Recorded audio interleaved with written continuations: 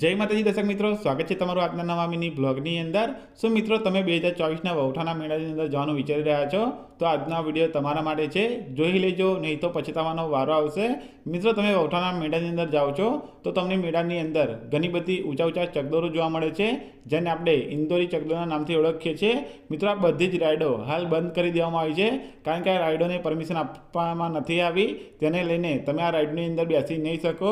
બીજા પોઈન્ટની વાત કરીએ તો તમે વૌઠાના મેળાની અંદર જાઓ છો તો તમને જેટલી પણ રાઇડો દેખાશે એ બધી જ રાઇડોની અંદર બેસવાની ટિકિટ પર વ્યક્તિ 100 રૂપિયા જેટલી રહે છે।